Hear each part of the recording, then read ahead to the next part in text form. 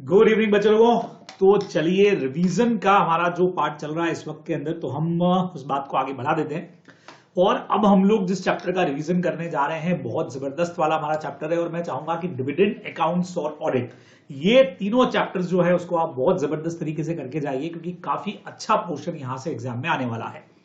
तो चलिए हम लोग यहाँ पे रिवीजन स्टार्ट कर रहे हैं अकाउंट्स ऑफ कंपनीज का, जो सेक्शन नंबर 128 से लगा के 138 तक जाने वाला है। सबसे पहला सेक्शन अगर बात करें books of accounts to be kept by company, के भी कौन कौन सी बुक्स जो है वो कंपनी मेंटेन करेगी। तो बुक्स ऑफ अकाउंट्स मेंटेन करना रहेगा। सबको पता है कि एक्रूअल बेसिस के ऊपर मेंटेन करना है, डबल अकाउंट सिस्टम से मेंटेन होंगी, ट्रू एंड फेयर वैल्यू देना चाहिए, कंपनी के रजिस्टर्ड ऑफिस के ऊपर मेंटेन रहेंगी। और अगर बोर्ड ऑफ डायरेक्टर चाहें तो किसी इंडिया में किसी और प्लेस पे भी बुक्स ऑफ अकाउंट्स को मेंटेन करके रख सकते हैं, लेकिन ऐसा डिसीजन लेने के 7 डेज के अंदर इसका इंफॉर्मेशन देना पड़ेगा रजिस्ट्रार को। अब ध्यान रखिएगा, इसमें और सेक्शन 88 में आपको कंफ्यूज नहीं होना है। इन सेक्शंस में आप लोगों ने पढ़ा है जिधर शेयर होल्डर 10% जहां पे रेजिडेंस हो वहां एसआर पास करके आप रख सकते हो, जबकि बुक्स ऑफ अकाउंट्स के लिए जब बात करते हैं तो ये कंपनी के रजिस्टर्ड ऑफिस पर या any other place in India जहां बोर्ड ऑफ डायरेक्टर चाहे, लेकिन ऐसा करने के 7 डेज में आपको रजिस्ट्रार को वो एड्रेस देना पड़ेगा जहां बुक्स ऑफ अकाउंट्स रखी है। तो आपस के अंदर ये मिक्स नहीं हो जाए, इसका आप लोग ध्यान रखने वाले हैं। चलिए, मेंटेनेंस इलेक्ट्रॉनिक फॉर्म। अब now time books of accounts electronic form में भी रख सकते हैं, इट इज परमिटेड, और ये बिल्कुल ऑप्शनल जाने वाला है। बराबर, ये इंडिया में एक्सेसिबल होना चाहिए, ये भी अपने को ध्यान में रखना है।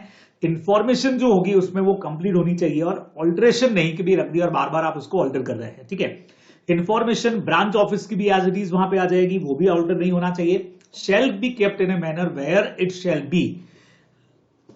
It shall receipt for is originally receive from the branches, मतलब जैसा ब्रांचेस से आया उसी तरह का आपको वो वहां पे मेंटेन करना चाहिए। ठीक है ना, अभी ये डिस्प्ले होना चाहिए लेजिबल फॉर्म के अंदर, प्रॉपर तरीके से दिखाई दे सके, प्रॉपर सिस्टम उसका स्टोरेज का, रिट्राइवल का, डिस्प्ले का और प्रिंट आउट निकालने का।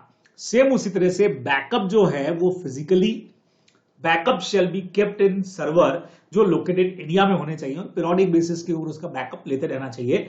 शैल intimate to the registrar relevant information, अब रजिस्ट्रार को आपको सर्विस प्रोवाइडर के बारे में इंफॉर्मेशन देना पड़ेगा कि भाई कौन है आपका सर्विस प्रोवाइडर जो इलेक्ट्रॉनिक फॉर्म में जहां से आप मेंटेन कर रहे हैं, आईपी एड्रेस उसका क्या रहेगा ये भी अपने को ध्यान में रखना है, और location of the service provider क्या रहेगी ये भी अपने को वहां पे बताना चाहिए।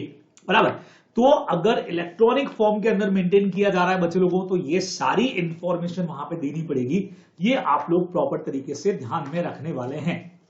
बराबर, ठीक है, तो मेरे ख्याल से इसके अंदर कोई प्रॉब्लम नहीं, बहुत आराम से आप लोग इसको कर सकते हैं।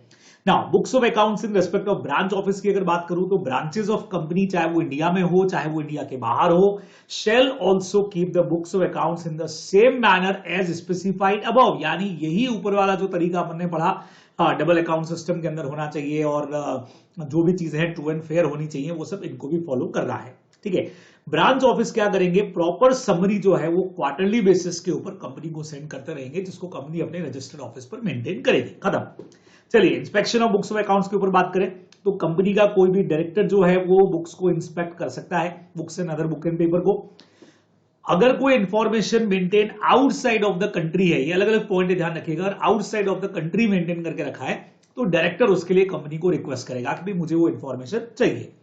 Said information shall be provided to director within 15 days of receipt of notice, वो इंफॉर्मेशन डायरेक्टर को प्रोवाइड की जाएगी। ठीक है, director can seek the information, individually लेगा, बराबर, किसी अटॉर्नी या किसी एजेंट या रिप्रेजेंटेटिव के थ्रू वो इंफॉर्मेशन नहीं लेगा, वो ये इंफॉर्मेशन अगर इंस्पेक्ट करना चाह रहा है तो खुद ही करने वाला है। बराबर, और director of the company can inspect the books of accounts of the subsidiary, अब कंपनी की सब्सिडरी कंपनीज का भी वो इंस्पेक्ट कर सकता है, लेकिन उसके लिए बोर्ड ऑफ डायरेक्टर्स जो रहेंगे होल्डिंग कंपनी के, जिस कंपनी का वो डायरेक्टर है वो पहले एक रेजोल्यूशन पास करके उसको पावर देंगे कि वो सब्सिडरी के books of accounts and other books and paper को भी देख सकता है। ठीक है, the officer and other employees of company shell give assistance in connection with the inspection, जब भी वो इंस्पेक्शन कर रहा होगा तो कंपनी के जो भी इससे रिलेटेड ऑफिसर्स या एम्प्लॉइज रहेंगे उनका ये ड्यूटी बनेगा कि उसको फुल असिस्टेंस देंगे, कोऑपरेट करेंगे, ये अपने को ध्यान में रखना है। तो सिंपल सा हमारा पॉइंट है inspection of books of accounts. चलिए, अब प्रिजर्व कितने टाइम तक करके रखनी है बच्चे लोगों को, बढ़िया पॉइंट है, सबको पता है 8 ईयर्स तक बुक्स ऑफ अकाउंट्स प्रिजर्व करके रखना है।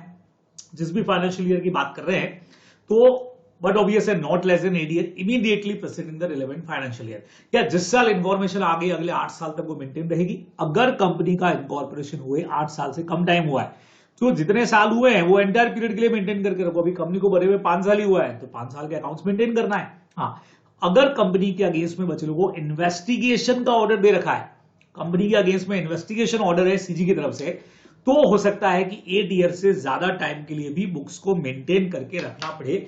ये ऐसा तभी होगा जब कंपनी के अगेंस्ट में किसी तरह का कोई इन्वेस्टिगेशन का ऑर्डर पास हो रखा है। ये अपने को ध्यान में रखना है। बराबर, बहुत सिंपल। नाउ पर्सन कौन होंगे रेस्पॉन्सिबल इसके लिए मेंटेन करने के लिए बच्चे लोगों? Managing director, full time director जो होगा इंचार्ज ऑफ फाइनेंस, ठीक है, और कंपनी का सीएफओ, ये तीनों, और एनी अदर पर्सन जिसको कंपनी ने मतलब बीओडीज ने इस पर्टिकुलर काम के लिए चार्ज दे रखा है कि भाई तुम बुक्स ऑफ अकाउंट्स को मेंटेन करके रखोगे। अगर किसी को रेस्पॉन्सिबिलिटी दे रखा है तो फिर वो person, otherwise MD, whole time director, incharge in finance and CFO, ठीक है। और अगर इस सेक्शन को फॉलो करने में फेलियर किया तो मिनिमम इनके अगेंस्ट में 5 लाख से लगा करके 50,000 से लगा के 5 लाख तक का पेनल्टी भी इंपोज होगा। ये आप लोग को ध्यान में रखना चाहिए। तो ये हमारा सेक्शन हो गया 128 यहां पर एब्सोल्युटली खत्म, ठीक है, बराबर।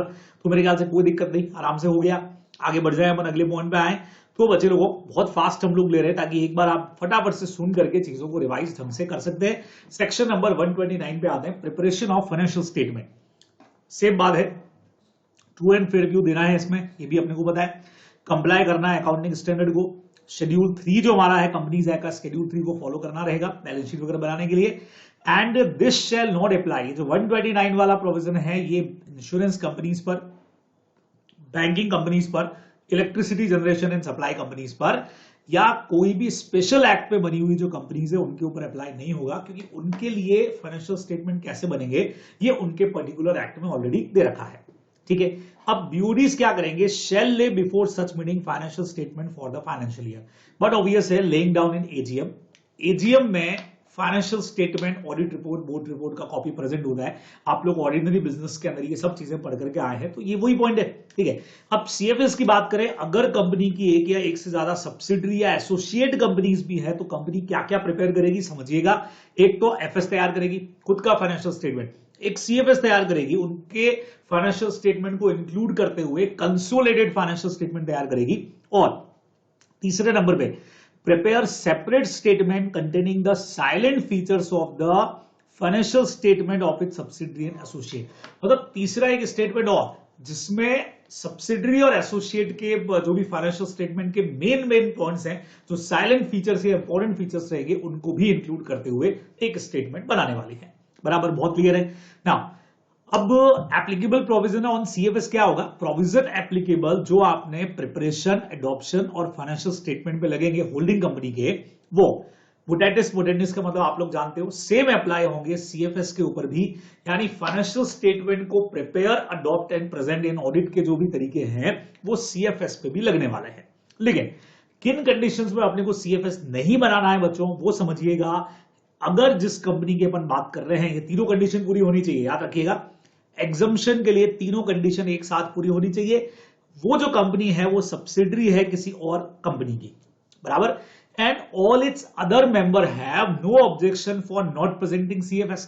तो हम कहेंगे सर ये कंपनी अगर किसी और की सब्सिडरी है तो सर इसको क्यों बनाना है, इसकी भी कोई और सब्सिडरी है। मतलब ये सिचुएशन बच्चों ऐसे है कि एक कंपनी एच लिमिटेड है, इसकी सब्सिडरी मान लेते हैं एस लिमिटेड है, इसकी एक सब्सिडरी एक्स लिमिटेड है, और एक और मान लेते हैं वाई लिमिटेड है, ठीक है। तो आज मान लो मैं इस कंपनी की बात कर रहा हूं कि भाई ये कंपनी ऑलरेडी किसी और की सब्सिडरी कंपनी है, और इसके अच्छा ये साथ में सब्सिडरी होने के साथ साथ दो की होल्डिंग भी है, बराबर। तो ये कंपनी के मेंबर्स लोग को ऐसा कोई ऑब्जेक्शन नहीं है कि आपने अलग से अपना सीएफएस क्यों नहीं बनाया है। पहला पॉइंट तो ये। Second number, it is a company whose securities are not listed. ये कंपनी ऐसी होनी चाहिए जो अनलिस्टेड कंपनी है, दूसरी कंडीशन।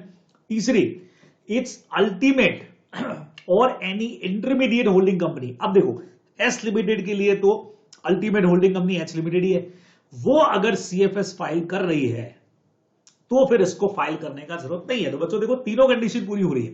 पहली बात तो ये कि किसी और की सब्सिडरी है और इसके मेंबर लोग को ऑब्जेक्शन नहीं है। मान लेते हैं ये एक अनलिस्टेड कंपनी है और इसकी जो अल्टीमेट होल्डिंग कंपनी है वो जब सीएफएस बना ही रही है तो इसको बनाने से हमने कर दिया है एग्जाम। सेम प्रोविजन बच्चों एक्स लिमिटेड में भी लग सकता है। मान लेते हैं ये भी एक अनलिस्टेड कंपनी हो, ठीक है। फिर पहली बात, ये एक सब्सिडरी कंपनी है, इसके मेंबर लोगों को भी मान लो ऑब्जेक्शन नहीं है। सेकंड नंबर, मान लिया मैंने कि अनलिस्टेड कंपनी है और इसकी अल्टीमेट होल्डिंग यानी कि एच लिमिटेड, या हो सकता है इंटरमीडिएटरी यानी कि एस लिमिटेड, हो सकता है एस बना रही हो, इनमें से कोई भी अगर सीएफएस बना ही रहा है तो फिर इसको बनाने की जरूरत नहीं है। अदरवाइज क्या होता है, ये खुद भी किसी की होल्डिंग है, तो ये अपने को ध्यान में रखना चाहिए। अब आप अगर कहेंगे सर 4 लेयर तो आपने मना किया था, सर 2 ही लेयर हो सकती है बच्चों लोगों, आप जानते हो कि ये प्रोविजन आने से पहले ऐसा प्रोविजन था कि हमारे यहाँ 4 लेयर हो सकती है, तो उसके साथ में ऐसा प्रोविजन लग सकता है, ये अपने को ध्यान में रखना चाहिए, ठीक है, बराबर। तो तीनों कंडीशन एक साथ पूरा होना चाहिए तो एग्जम्पशन मिल जाएगा। नाउ कंपनी को अपने फाइनेंशियल स्टेटमेंट में ये डिस्क्लोज करना पड़ेगा अगर किसी वजह से वो अकाउंटिंग स्टैंडर्ड फॉलो नहीं कर पाए, कि भाई डेविएशन, कि भाई हम फॉलो नहीं कर पाए, क्यों नहीं फॉलो कर पाए, उसके इफेक्ट्स मतलब रीजंस, और साथ में उसके फाइनेंशियल इफेक्ट क्या रहेंगे, अगर वो हमने नहीं फॉलो किया तो उसका इंपैक्ट क्या आने वाला है, वो भी यहां पे अपने को लिखना पड़ेगा। फॉर एग्जाम्पल, जैसे एएस में आपने पढ़ा कि भाई जो भी अपना स्टॉक का वैल्यूएशन है वो कॉस्ट और NRV net realisable value whichever is less पे होता है। बाय चांस किसी वजह से आपने उसको फॉलो नहीं किया तो नहीं किया, फिर उसके रीजंस क्या रहे, उसके इफेक्ट्स क्या आएंगे, वो सब भी इधर अपने को डिस्क्लोज करना चाहिए। ना सेंट्रल गवर्नमेंट अगर खुद चाहे तो, या क्लास ऑफ कंपनीज अगर उसको अप्लाई करे तो पर्टिकुलर क्लास ऑफ कंपनीज को एग्जम्प्ट कर सकती है कि आपको ये एफएस का रिक्वायरमेंट पूरा नहीं करना है, लेकिन ऐसा किया जाएगा पब्लिक इंटरेस्ट के अंदर, जैसे अभी कोविड वगैरह वाली सिचुएशन आ गई है, ऐसा कुछ भी पब्लिक इंटरेस्ट, ठीक है। फिर it may be granted either unconditionally और सब्जेक्ट टू सम कंडीशन। ऐसा एग्जम्पशन देते वक्त सेंट्रल गवर्नमेंट कुछ कंडीशन भी लगा सकती है कि भाई आगे जाकर, अभी हम आपको 1 साल एग्जाम कर रहे हैं लेकिन आगे जाके आपको डिपॉजिट कराना पड़ेगा या सबमिट करना पड़ेगा या बनाना पड़ेगा, बराबर। तो ऐसा कुछ किया जा सकता है। और या फिर क्या हो सकता है, यहां पे बहुत सीधा सीधा सा बिना किसी कंडीशन के भी ये एग्जम्पशन दिया जा सकता है। क्लियर। आखिरी पॉइंट आया बच्चों इसका, responsibility and punishment. Following person are responsible, इसमें एमडी सेम पहले भी था, whole time director incharge of finance same पहले भी था, सीएफओ यहां पे पहले भी था, इन तीनों के बाद में और लगा हुआ या एनी अदर पर्सन जिसको बोर्ड ने रेस्पॉन्सिबिलिटी दी। जनरली 128 129 में सेम ही पर्सन होता है जिसको रेस्पॉन्सिबिलिटी दिया जाता है, लेकिन यहां एक पॉइंट एक्स्ट्रा है, इनमें से अगर कोई भी नहीं है, एमडी, होल टाइम, सीएफओ या ऑथोराइज जिसको स्पेसिफाई पर्सन बनाया, तो सारे के सारे डायरेक्टर रेस्पॉन्सिबल हो जाएंगे इस सेक्शन के लिए 129 के लिए। ये जो ऑल द डायरेक्टर वाला पॉइंट था ये अपना 128 में नहीं था, ये 129 में है, ये अपने को ध्यान में रखना चाहिए, बराबर। Now punishment for non compliance, इसके अंदर भी देख सकते हैं आप लोग, इम्प्रिजनमेंट 1 साल तक का जेल है और मिनिमम 50,000 से लगा के 5 लाख का पेनल्टी, ये वहां पे भी था यहाँ पे भी है, या फिर दोनों हो सकते हैं, ये आप लोग को ध्यान में रखना चाहिए। तो ये प्रोविजन भी यहाँ आके हमारा खत्म हो गया। चलिए एक नया सेक्शन बच्चे लोगों को और ऐड हुआ है, पीरियोडिकल फाइनेंशियल रिजल्ट्स। देखिए 129A ये इसी बार नया लॉन्च हुआ है, तो हो सकता है इसके आने के चांसेस बने, तो इसको अच्छे से आपको पढ़ करके जाना चाहिए। तो central government may require such class or class of unlisted companies as may be prescribe. Central government unlisted companies के लिए कुछ एक प्रोविजन बना सकती है to prepare the financial result of the company on such periodical basis, कि भाई पूरे साल का तो ठीक है लेकिन यहां पीरियोडिकल बेसिस के ऊपर भी कुछ फाइनेंशियल स्टेटमेंट बनाओ, to obtain approval of the board of director and complete audit or limited review of such periodical financial result, and उसका कॉपी जैसे वो रिलेवेंट पीरियड खत्म होता है उसके 30 दिन में आरओसी को भेज दो। सर क्या मतलब हुआ, सपोज करो कि सेंट्रल गवर्नमेंट अनलिस्टेड कंपनी को कह सकती है कि भाई आप 3-3 महीने से अपना फाइनेंशियल रिजल्ट प्रिपेयर करो और उसका ऑडिट करवाओ, बोर्ड से अप्रूवल लेकर के, या तो उसका कंप्लीट ऑडिट करवाओ या एक पूरा ऑडिट नहीं कराओ तो कम से कम एक लिमिटेड रिव्यू तो ले लो उसके ऊपर ऑडिटर का, और जो भी कॉपी आती है उसकी, मतलब ये जो आप तैयार करोगे फाइनेंशियल स्टेटमेंट क्वार्टरली बेसिस के ऊपर या 6 मंथ्स के बेसिस के ऊपर, वो 30 डेज के अंदर, जैसे वो पीरियड खत्म होता है आप उसके 30 दिन के अंदर अंदर रजिस्ट्रार को भेज दो। तो मतलब आपको रिव्यू और ये सारा काम भी 30 डेज के अंदर ही करवा के और देन आरओसी को भेज देना है। ये एक नया प्रोविजन बन के आया। तो जैसे मान लो उन्होंने 3 महीने का बोल दिया, तो अप्रैल, मई और जून खत्म हुआ, 30 दिन का टाइम रहेगा, उसमें आपको फाइनेंशियल स्टेटमेंट 3 महीने का बना लिया आपने पीरियोडिकल बेसिस का, उसके ऊपर एक ऑडिटर से रिव्यू भी करवा लिया आपने, ठीक है, या कंप्लीट ऑडिट भी करवा लो भले 3 मंथ्स का, और फिर उसको क्या कर सकते हो आप आरओसी के पास में आपको भेज देने का है। लेकिन ये सारी कंपनीज के लिए नहीं है, require such class of unlisted companies, एक तो अनलिस्टेड रहेंगी, दूसरा इसमें भी कौन सी कंपनीज होंगी इसकी क्लास सेंट्रल गवर्नमेंट जब प्रेस्क्राइब करेगा तब की बात होगी। तो छोटा सा एक नया सेक्शन और ऐड हुआ है पीरियोडिकल फाइनेंशियल रिजल्ट्स वाला, जो अपने को ध्यान में रखना है। चलिए आगे बढ़ते बच्चे लोगों, 130 131 दोनों पे खूब सारे क्वेश्चंस इन दोनों में बन रहे हैं। रीओपनिंग ऑफ द अकाउंट्स, तो आइए देखते हैं इसमें क्या है। अप्लाई टू कोर्ट, समझना, reopening of accounts on court और ट्रिब्यूनल ऑर्डर। तो सबसे पहले तो हम देखें कि भी बुक्स जो कंपनी की हैं वो रीओपन हो रहे हैं, अकाउंट्स रीओपन हो रहे हैं, तो आखिर इसमें कोर्ट या ट्रिब्यूनल को अप्लाई किसने किया? या तो सेंट्रल गवर्नमेंट ने खुद ने किया, या आईटी अथॉरिटीज ने, इनकम टैक्स वालों ने किया, या सेबी ने किया अगर लिस्टेड कंपनी है, या और कोई भी स्टैट्यूटरी रेगुलेटरी बॉडी जैसे इनकम टैक्स ट्रिब्यूनल वगैरह है ना, वैसे और कोई, या कोई भी कंसर्न पर्सन हो सकता है जो कंपनी से कनेक्टेड हो, चाहे फिर वो मेंबर है या क्रेडिटर है, डिबेंचर होल्डर है कोई, ठीक है। तो ये कोर्ट को अप्लाई करेंगे। क्या अप्लाई करेंगे? सर बुक्स ऑफ अकाउंट्स को रीओपन करो वापस से। पर्पस क्या रहेगा? जो भी रिलेवेंट अर्लियर अकाउंट्स बनाए गए थे वो फ्रॉडुलेंट मैनर के अंदर है। वो कह रहे हैं सर इसके अंदर फ्रॉड हुआ है इस वजह से, ठीक है। The affairs of the company were mismanage during the relevant period casting a doubt on the reliability of FS. बात हुई होगी बच्चे लोगों, या तो फ्रॉडुलेंट मैनर में तैयार हुए हैं या इस मिसमैनेज तरीके से वो तैयार हुए हैं कि उनकी रिलायबिलिटी के ऊपर डाउट हो रहा है। कंपनी का जो कंडक्ट था वो बिल्कुल इस तरह का था, मिसमैनेज था कि उसकी रिलायबिलिटी के ऊपर डाउट हो रहा है। तो हम कह रहे हैं कि सर आप तो एक काम करिए, आप रीओपन करिए। बहुत क्लियर मैटर है। हम लोगों ने जो एमटीबी के वीडियोस डाले थे बच्चे लोगों, दोनों ही वीडियो में डाल चुका हूं, उसमें भी एक आध पर क्वेश्चन था, आपको याद है, जहां पे 8 इयर्स की ओपन करने की बात थी, अभी अपन पढ़ने वाले हैं, और 8 साल के पहले याद है अपन ने पढ़ा था कि 2021 का फाइनेंशियल ईयर है और 12 13 या 11 12 की ओपन करने की बात थी, तो हमने कहा था नहीं 8 साल पहले के ओपन नहीं हो सकते। उस पर इस सेक्शन से क्वेश्चन भी एग्जाम के अंदर आ चुका है और अभी वाले टेस्ट में भी था, तो आप उसको जरूर तैयार करके जाएं। आ जाएगा, बीएटीआर वाला पॉइंट आ रहा है। अब इन लोगों में से किसी ने अप्लाई कर दिया, पर्पज आपको बता दिया कि फ्रॉड है, तो अब कोर्ट या ट्रिब्यूनल क्या करेगा? बट ऑब्वियस है वो इनमें से जिसने भी अप्लाई किया उसको नोटिस देगा, उसको कहेगा कि भाई आप ऐसा क्यों चाह रहे हो, सबूत लाओ हमारे पास में, है ना, और shall take into consideration the represent made by them. तो इनमें से जिसने भी ट्रिब्यूनल को अपील किया, ट्रिब्यूनल उसको नोटिस भेज करके उससे रिप्रेजेंटेशन मांगेगा और रिजल्ट देने से पहले उसको कंसिडर करेगा, ठीक है। हाँ, अब यहां पे द अकाउंट्स सो रिवाइज और रिकास्ट शैल बी फाइनल।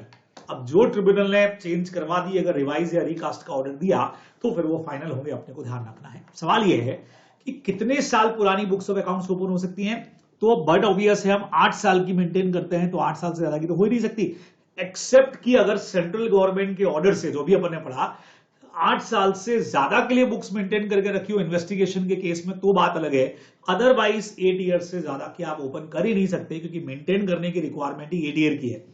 तो order shall not be made in respect of reopening of the books of accounts relating to a period earlier than 8 financial year.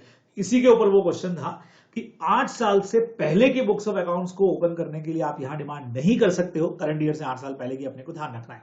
हाँ, अगर बाय चांस 128(5) के अंदर central government के order से अगर ज्यादा time के लिए मेंटेन कर रखी थी, 8 साल 10 साल 12 साल, तो फिर बट ऑब्वियसली लॉन्गर पीरियड के लिए भी हो सकती है, अदरवाइज नहीं होगी। तो ये प्रोविजन अपने को 130 में ध्यान में रखना चाहिए। ये है बच्चों, अक्सर कंफ्यूजन हो जाता है 130 और 131 में। 131 का मैटर बिल्कुल डिफरेंट है, वहां कंपनी खुद कह रही है कि भाई हमारे ये सेक्शन फॉलो नहीं हुए तो आप ओपन करिए, तो अलग मैटर है, मैं अभी पढ़ाने वाला हूं आपको, लेकिन ये आपका है 130। चलिए आगे बढ़ते हैं। 131 है बच्चों, voluntary revision of financial statement और बोर्ड रिपोर्ट। ये थोड़ा चेंज है, वॉलंटरी वर्ड आ गया यहां पे, है ना, और इसमें फाइनेंशियल स्टेटमेंट और बोर्ड रिपोर्ट का रिवीजन हो रहा है, मतलब उसको भी वापस ओपन करके रिवाइज कर रहे हैं, नया बना रहे हैं। तो ऐसा कब होता है? जब बीओडीज को ये लगता है कि फाइनेंशियल स्टेटमेंट या बोर्ड रिपोर्ट, बच्चों फाइनेंशियल स्टेटमेंट 129 में आता है और बोर्ड रिपोर्ट आगे हम पढ़ने वाले हैं 134 में।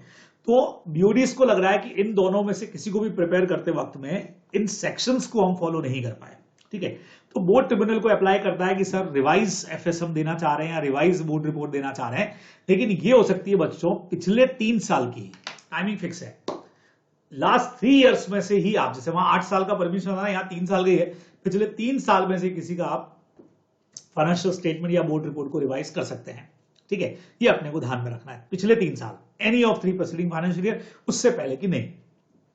अब जब ऐसा ये लोग अप्लाई करेंगे ट्रिब्यूनल को, तो ट्रिब्यूनल क्या करेगा? इसके लिए सेंट्रल गवर्नमेंट को या इनकम टैक्स और इनकम टैक्स अथॉरिटीज को इनको नोटिस भेजेगा कि भाई आप बताओ, ये लोग रिवाइज करना चाह रहे हैं तो आप लोग को कोई ऑब्जेक्शन तो नहीं है, कल को कोई लॉ का रूल तो ब्रेक नहीं हो रहा है, या इनकम टैक्स लॉ का कोई चक्कर तो नहीं है, और वो लोग जो भी रिप्रेजेंटेशन देंगे ये उसको कंसिडर भी करेगा, ठीक है। अब रिवाइज फाइनेंशियल स्टेटमेंट और report shall not be prepare और file more than once in a financial year. इसका एक्सप्लेनेशन पे भी क्वेश्चन था बच्चों, बहुत जबरदस्त था। रिवाइज फाइनेंशियल और जो भी हमारा बोर्ड रिपोर्ट है shall not be revise again for the period it has been so revised. अब अक्सर इसका मतलब क्या लिया जाता है, जैसे कि बच्चे लोगों मान लीजिए कि हम 2021 में हैं, अब हमने ये कहा कि सर हम 2021 के अंदर ये अप्लाई कर रहे हैं कि हम 18-19 का वापस से रिवाइज करना चाहते हैं, और उसी साल में हमने 19-20 का भी रिवाइज मांग लिया, तो डायरेक्टली आप लोगों को लगता है सर एक साल में तो एक ही बार रिवाइज मांग सकते थे, आपने 2 रिवाइज मांग लिए तो ये परमिसिबल नहीं है। लेकिन ध्यान रखिएगा, इसका एक्सप्लेनेशन स्टडी मेट में क्लियर दे रखा है। इसका मतलब ये होता है कि पिछले 3 फाइनेंशियल ईयर में एक के लिए एक ही बार अप्लाई कर सकते हो आप, समझ रहे हैं। जैसे 18-19 का अगर कर दिया तो वापस फिर इस पीरियड में आप 18-19 के लिए फिर अप्लाई कर दो, वो परमिसिबल नहीं है। लेकिन इस साल में ही अगर आपने एक 18-19 के लिए किया, एक किसी दूसरे फाइनेंशियल ईयर के लिए किया है, 19-20 के लिए, अलग अलग फाइनेंशियल ईयर है ना यहाँ पे, तो आप अप्लाई कर सकते हो। एक साल में एक फाइनेंशियल ईयर के लिए तो एक ही बार अप्लाई होगा, वापस से 18-19 के लिए आप इस टाइम पीरियड में अप्लाई करना चाहो तो परमिसिबल नहीं है। लेकिन डिफरेंट फाइनेंशियल ईयर के लिए अगर आप अप्लाई कर रहे हैं तो वो परमिसिबल रहेगा। इस पे भी हम लोग क्वेश्चन कर चुके हैं, तो वो जरूर ध्यान से देख करके जाना, मैं सारे क्वेश्चन इसके ऊपर आपको करवा चुका हूं, ठीक है। Now detail reason for revision shall also be disclose. Revision का क्या रीजन रहा, क्यों रिवाइज कराया, वो भी बोर्ड रिपोर्ट के अंदर अपने को देना पड़ेगा, ठीक है। और correction and alteration must be made in copies already delivered. जो आपने मेंबर्स को एफएस का कॉपी दे दिया, आरओसी को दे दिया, एजीएम में रख दिया, तो वो सब भी बट ऑब्वियस है करेक्ट करके ऑल्टर कॉपी उनको वापस देना पड़ेगा, ठीक है। और सेंट्रल गवर्नमेंट इस सेक्शन से रिलेटेड रूल्स बना सकती है कि कैसे रिप्लेस या सप्लीमेंट होंगे, ये कैसे चेंज होंगे।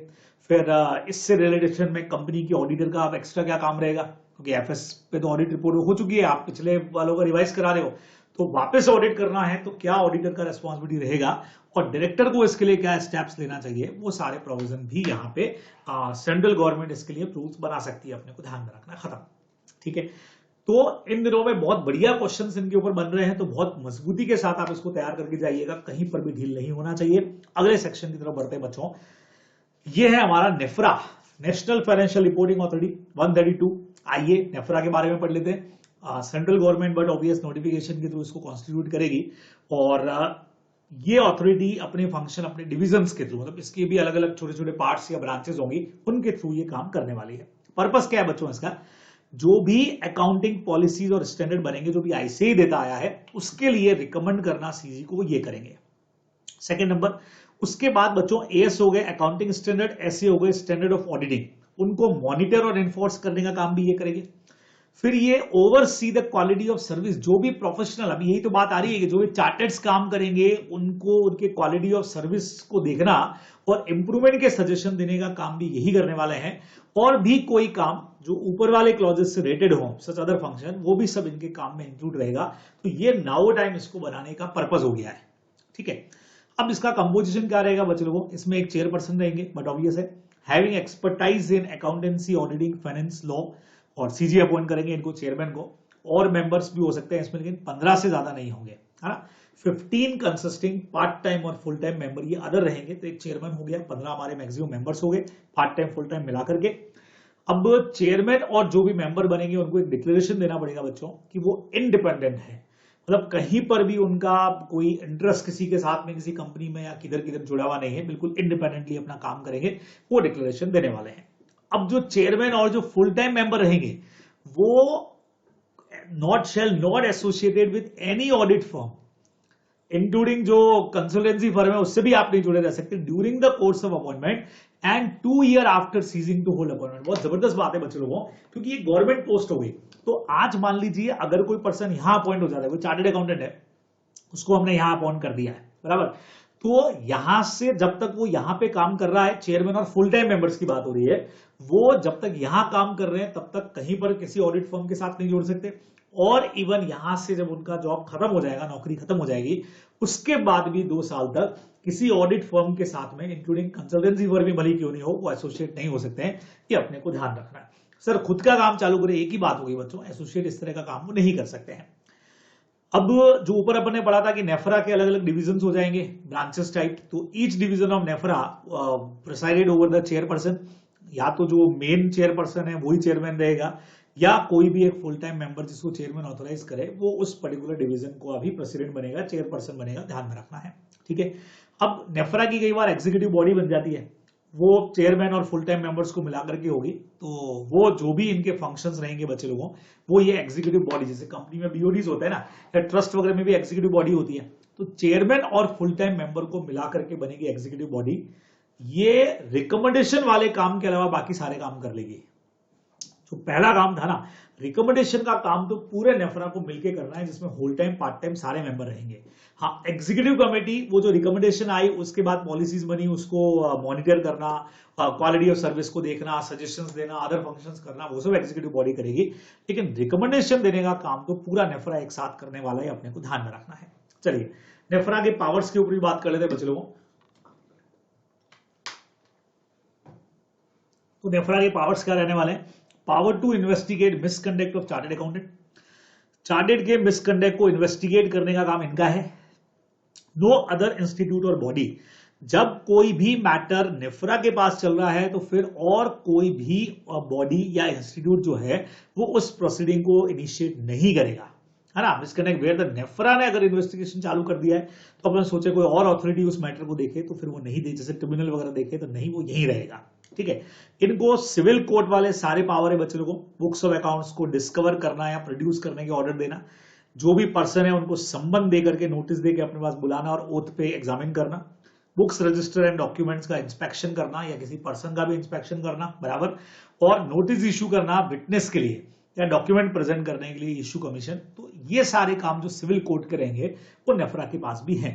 अच्छा, ये पेनल्टी का प्रोविजन है बच्चों, ये आप लोग पढ़ ही लेंगे इसके अंदर कि where professionally other misconduct prove, अगर मिसकंडक्ट प्रूव हो जाता है तो पेनल्टी मिनिमम 1 लाख से या फीस का 5 टाइम तक लगेगी इंडिविजुअल के केस में, और फर्म का अगर केस है तो मैक्सिमम फिर 10 लाख रुपीज हमारी हो गई, और 10 times of fees receive in case of firms, अलग अलग हो गया। उसके अलावा बच्चों ये मेंबर को भी डीबार कर सकते हैं, चार्टर्ड अकाउंटेंट को बिल्कुल उस पर रोक लगा देंगे कि भाई जब यहां पे अगर प्रूव हो गया है तुम्हारा मिसकंडक्ट तो तुम अब किसी भी बीइंग अपॉइंटेड, देखो डिबार का मतलब रोक लगा दिया, being appointed as an auditor और internal auditor of any company, किसी भी कंपनी के तुम ऑडिटर या इंटरनल ऑडिटर नहीं बन सकते। सर ऐसे तो सीए काम क्या करेगा? अरे कंपनी का ऑडिटर बनने को मना किया भाई, बाकी अपना सीए वाला काम करे ना, मना थोड़ी कर रहे हैं। ठीक है, उसके अलावा जो 247 में बच्चे लोगों चार्टर्ड अकाउंटेंट वैल्यूएशन का काम भी करता है, उसमें भी अच्छा इनकम हो जाता है ना, अच्छा फीस मिलता है, तो वो वैल्यूएशन के काम पे भी बैन लगाया जा सकता है, मिनिमम 6 मंथ से लगा के 10 साल तक का वो भी बैन लगेगा। तो बैन लग जाएगा भाई, तुम न तो ऑडिटर बन सकते हो किसी कंपनी के, ना इंटरनल ऑडिटर बन सकते हो, ना वैल्यूएशन का काम कर सकते हो।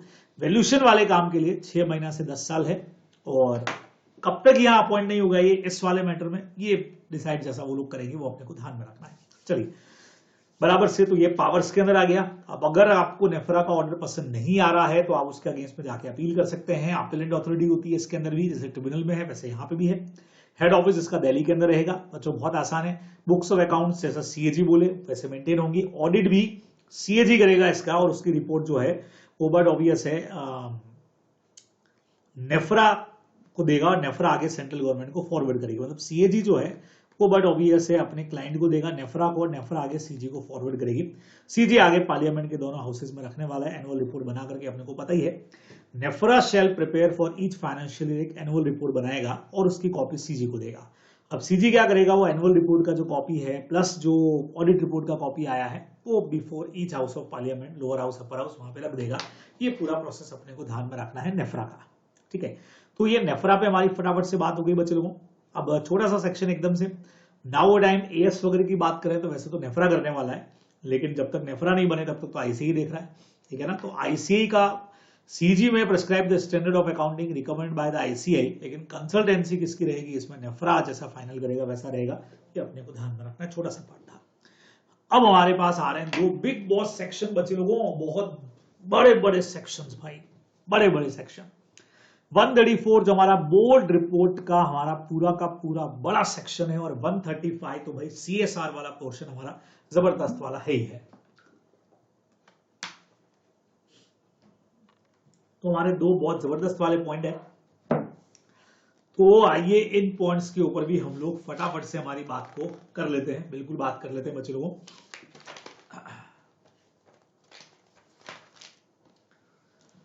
चलिए जी, तो 134 में बच्चों सबसे पहला इंपॉर्टेंट पॉइंट आता है कि एफएस पर साइन कौन करेगा। तो बट ऑब्वियस है, फाइनेंशियल स्टेटमेंट जो आपने प्रिपेयर किया उस पर साइन करने का काम कौन करेगा? चेयरपर्सन ऑफ द कंपनी, अगर वो बोर्ड से ऑथोराइज है तो, या फिर 2 डायरेक्टर साइन कर सकते हैं। इसमें क्वेश्चन भी आ चुका है, one shall be MD if any. तो एक कैटेगरी तो ये हो गई बच्चों चेयरमैन, चेयरमैन नहीं तो बाय 2 डायरेक्टर, जिनमें से अगर एमडी है तो फिर एक एमडी के साइन जरूरी है, याद रखिएगा। फिर एक और साइन होगा बच्चों सीईओ का, तो यहां से एक साइन होने वाले हैं, या अगर 2 डायरेक्टर्स के साइन हुए तो शायद 2 साइन भी हो जाए, ठीक है। फिर एक साइन बच्चों सीईओ का होगा, एक साइन हमारा सीएफओ का होने वाला है। याद रखिएगा 128 में भी कुछ था, 129 में भी है और यहां पे भी है, और एक साइन बचे लोगों सीएस के और यहां पे होने वाले हैं। तो टोटल इतने साइन, 4 कैटेगरीज के साइन आने वाले, चेयरमैन या फिर 2 डायरेक्टर, फिर हमारा सीईओ हो गया, फिर हमारा सीएफओ हो गया और हमारा अपॉइंटेड सीएस हो गया, इनके साइन वहां पे आने वाले हैं, ठीक है। ओपीसी के अंदर बट ऑब्वियस है ओनली बाय 1 डायरेक्टर ही करेगा, अपने को पता ही है, for submission to the auditor for report, and the auditor report shall be attach. But obvious है कि ये फाइनेंशियल स्टेटमेंट के साथ में ऑडिटर का रिपोर्ट जो है वो अटैच होगा, और साथ में बोर्ड रिपोर्ट भी अटैच होगा, ये अपने को ध्यान में रखना है, ठीक है, बराबर। बोर्ड रिपोर्ट्स में क्या क्या आएगा बच्चों, मैंने फर्दर डिस्क्राइब करके रखा, अगले पेज के ऊपर अपन बात करेंगे कि पूरी बोर्ड रिपोर्ट ये रही बच्चों, क्या क्या कंटेंट्स रहेंगे इसमें, ये सारी अभी अपन बात करने वाले हैं। पहले कुछ छोटे पॉइंट आपको बता देता हूं। एब्रिज्ड बोर्ड रिपोर्ट बनती है अगर कोई भी कंपनी ओपीसी या स्मॉल कंपनी है, तो उसमें डिटेल में बोर्ड रिपोर्ट बनाने की जगह पे हम एब्रिज बोर्ड रिपोर्ट बना सकते हैं। उसमें भी क्या होता है, अगर ओपीसी की बात करें तो ओपीसी में भी इतने सारे जो मैं आपको डिटेल अभी बताऊंगा यहाँ पे ये सब नहीं आता है, इसमें खाली एक पॉइंट आता है बच्चे लोगों, एक्सप्लेनेशन वाला जो हमारा पॉइंट है। ये देखो यहां पे एक पॉइंट भी आपको बताऊंगा, ये वाला, ठीक है, एक एक्सप्लेनेशन का पॉइंट आता है हमारा। तो ये जो पॉइंट्स हैं बस वही एक ओपीसी को लिखने पड़ेंगे, बाकी कुछ भी नहीं लिखना है। एक्सप्लेनेशन और comment by the board on every qualification, reservation और एडवर्स रिमार्क और disclaimer made by the auditor. Audit report में जो भी रिमार्क लगाए हैं ऑडिटर ने, उसके ऊपर बोर्ड क्या कहना चाह रहा है, क्या बोर्ड का उसके ऊपर रिप्रेजेंटेशन है, जो कुछ भी है उसके ऊपर क्या एक्सप्लेनेशन रहेगा। भाई ऑडिट रिपोर्ट जो है हमारी वो एडवर्स ऑडिट रिपोर्ट भी होती है, कई बार डिस्क्लेमर भी होती है, तो उस पर क्या एक्सप्लेनेशन है वो ओपीसी वाले मैटर में इनकी ऑडिट रिपोर्ट, इनकी बोर्ड रिपोर्ट में जाएगा, और कुछ भी जाने वाला नहीं है। तो अब ये अपन जब कंटेंट्स पढ़ेंगे तो उसमें से अपने को पता लग जाएगा कि हाँ भाई ओपीसी की बोर्ड रिपोर्ट में खाली यही एक पॉइंट जाने वाला है, अपने को ध्यान रखना है। अब बच्चों ऊपर जो आपने पढ़ा वो था फाइनेंशियल स्टेटमेंट पे साइन कौन करेगा, बराबर, ये रहा, कहां गया, ये रहा। ये आप पढ़ रहे हैं बोर्ड रिपोर्ट पे साइन कौन करेगा, तो इधर भी बस स्टार्टिंग वाला पॉइंट है, चेयरमैन कर देगा, नहीं तो एटलीस्ट 2 डायरेक्टर जिसमें से एक एमडी होना चाहिए, और by a director where there is a 1 director. ये ओपीसी के केस में होगा बच्चे लोगों जब एक ही डायरेक्टर है, अदरवाइज यही वाला पोर्शन, बस ऊपर वाला पोर्शन आपको ले लेना है, सीएफओ सीईओ ये सब इसके अंदर नहीं आ रहे हैं, सीएस नहीं आ रहा है, ये आपके साइन करेंगे। अच्छा वैसे भी सोचो तो ये बोर्ड रिपोर्ट है, इसमें सिर्फ बीओडीज के साइन होने हैं, तो या तो बीओडीज का चेयरमैन या फिर 2 डायरेक्टर साइन करने वाले, ओपीसी हो तो एक जना साइन कर देगा, हाँ 2 में से एक एमडी अगर है तो उसका अपॉइंटमेंट जरूर, उसका साइन जरूरी है। चलिए अब जो साइन कॉपी ऑफ एफएस होगी साथ में सीएफएस होगा, वो बट ऑब्वियस है मेंबर को सर्कुलेट होती है मीटिंग से 21 दिन पहले, आप जानते हो। तो फाइनेंशियल स्टेटमेंट, ऑडिटर का रिपोर्ट, बोर्ड का रिपोर्ट, नोट्स टू अकाउंट्स, ये सब उसके साथ अटैच होकर के जाने वाले हैं, और अगर ये सेक्शन फॉलो नहीं किया तो कंपनी और ऑफिसर के अगेंस्ट में ये पेनल्टी है, ठीक है, सिंपल हो गया। अब कंटेंट्स ऑफ बोर्ड रिपोर्ट का मैटर बच्चे लोगों, खूब सारे पॉइंट्स हैं, मैंने काफी सारे पॉइंट्स यहाँ पे आप लोगों के लिए लिख दिए हैं थोड़े से समराइज फॉर्म के अंदर, और अदर और क्या क्या मैटर आएंगे, इतना बड़ा मैटर बनता है, उस पर किस पर क्या क्वेश्चन बन जाए बच्चों, ज्यादा अपन इसके ऊपर कुछ कह नहीं सकते। पर आइए एक बार हम लोग इन सारे मैटर्स के ऊपर बात जरूर कर लेते हैं। एक बार आपको मैं रिवाइज करवा देता हूं कि इसके अंदर क्या क्या हमारे पॉइंट्स होने वाले हैं। चलिए